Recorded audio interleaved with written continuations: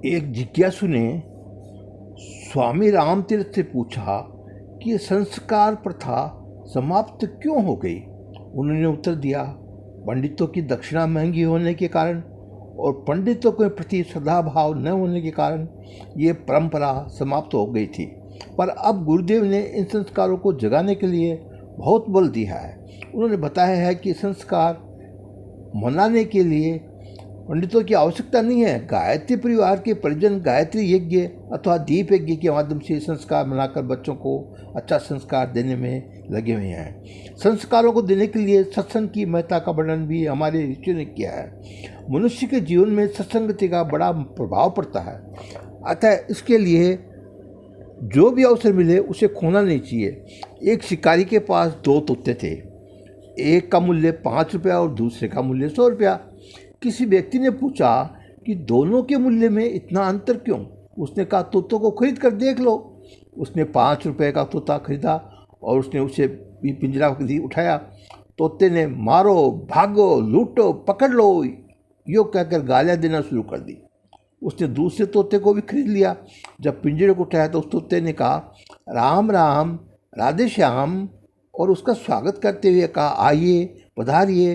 उस व्यक्ति ने इन दोनों तोतों की बोली में अंतर होने का कारण पूछा तो शिकारी ने कहा कि भैया, एक तोता मैंने डाकुओं के पास से लिया और दूसरा तोता एक संत के आश्रम से। कहने का तात्पर्य है कि बचपन से ही बच्चों की सत्संगति की ओर ध्यान देना चाहिए, तभी उनके महामानव बनने की आशा की जा सकती है। जो तोता मैंने डाकुओं के पास से लिया वह तोता हमेशा यही सुनता था कि मारो, भागो, लूट लो, पकड़ लो। तो वो तोता यही बोलता रहा हमेशा, मारो, भागो, लूट लो, पकड़ लो। तो ये तोता के नहीं, सत्संग से ये सत्संग मिला तोता को। और दूसरा तोता जो ऋषि के यहाँ से खरीदा था वह हमेशा ही राम राम, राधे श्याम, आइए, आपका स्वागत है, पधारिए, ये बोलते थे। तो वो तोता भी यही सब बोलने लगा। इसलिए सत्संग का बहुत बड़ा असर होता है। सत्संग का असर सबके ऊपर पड़ता है। सत्संग गुरुजन के संग में रहने से मन आनंद से भर जाता है। उनकी आशीष को पा करके नर जीवन सफल बनाता है। गुरुजनों से घर की शोभा है, उनसे ही घर का है गौरव। उनके द्वारा ही तो मानव पाता जीवन के है अनुभव। उनकी सेवा करने से ही जिस आयु तेज बल बढ़ता है, जग में सम्मानित तो होता है जो उनकी सेवा करता है। वृद्धों की सेवा करो, करो उनका सम्मान, उनके आशीर्वाद से हो जाए कल्याण। परिवार को सुसंस्कृत तथा उन्नतिशील बनाने के लिए वृद्धजनों का महत्वपूर्ण स्थान है। उनके संचित अनुभवों को बहुत लाभ उठाया जा सकता है। प्राचीन काल में गुरुजनों को बहुत आदर सम्मान किया जाता था। भारतीय संस्कृति में बड़ों के प्रति सम्मान तथा प्रणाम करने की प्रथा रही है। प्रातःकाल उठी के रघुनाथा, माता पिता गुरु नावई माता। बड़े लोगों को घर का मुखिया माना जाता था। प्रत्येक व्यक्ति उनकी आज्ञा का पालन करता था। इस समय संयुक्त परिवार प्रणाली इसलिए असफल हो रही है कि बच्चों को बड़ा का सम्मान करना नहीं सिखाया जाता। बच्चे जो देखते हैं वही करते हैं। एक महिला अपनी सास को मिट्टी के बर्तनों में खाना देती थी। कुछ दिन बाद उसके बेटे की बहू आई तो उसने समझा कि इस घर में सास को मिट्टी के बर्तनों में भोजन देने का रिवाज है, इसलिए उसने उसे मिट्टी के बर्तनों को धोकर रखने का शुरू कर दिया। एक दिन उस महिला ने मिट्टी के बर्तनों का ढेर देखा तो कहने लगी, बहू ये क्या है, ये बर्तनों का ढेर क्यों रखा है। बहू ने कहा, माँ जी ये बर्तनों का ढेर मैंने आपके लिए रखा है, आप तो रोज़ बर्तन मंगा लेती है, मैं आपके लिए रोज़ नए मिट्टी के बर्तन कहाँ से मंगाऊंगी, इसलिए मैंने इन्हें धोकर रख दिया। ये सुनकर उस महिला की आंखें खुल गई और उसने अपनी सास को मिट्टी के बर्तनों में खाना देना बंद कर दिया।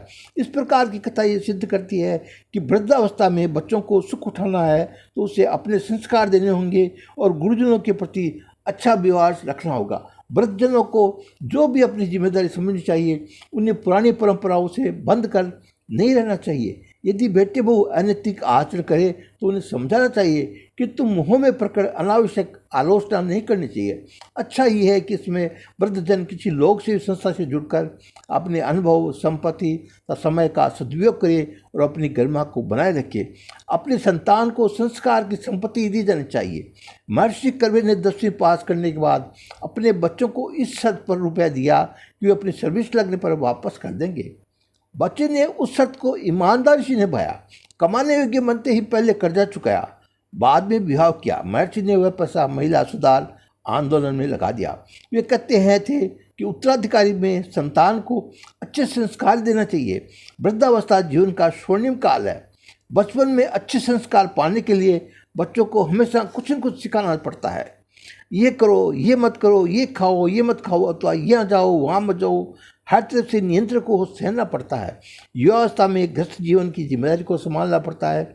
माता पिता, अतिथि, बच्चे, समाज, सबके बारे में सोचना पड़ता है।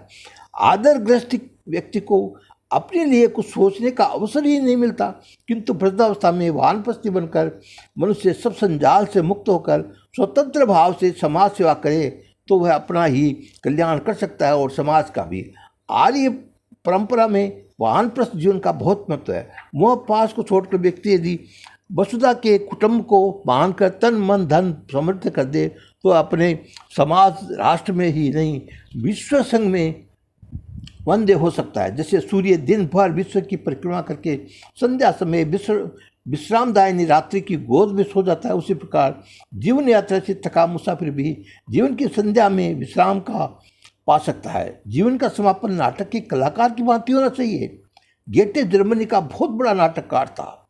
वो अपने कार्य में इतना रम गया था कि अपने को नाटक का कलाकार ही समझने लगा। मरते समय बच्चों से तरह मुस्कुराते हुए उसने कहा, ताली बजाई और कहा, लो अब पर्दा गिरा दो, नाटक समाप्त हो रहा है। महापुरुष मृत्यु को विश्राम स्थल कहते हैं। मनुष्य इस लोक में रहते हैं, यदि परलोक में की चिंता करते हैं तो परमार्थ स्वयं ही संपादित होने लगता है। इसलिए हमेशा बूढ़े बुजुर्गों का सदा आदर करना चाहिए और सत्संग करना चाहिए। इससे अपने को ये शिक्षा मिलती है कि बूढ़े बुजुर्गों का हमेशा आदर करो और हमेशा ही सत्संग करो।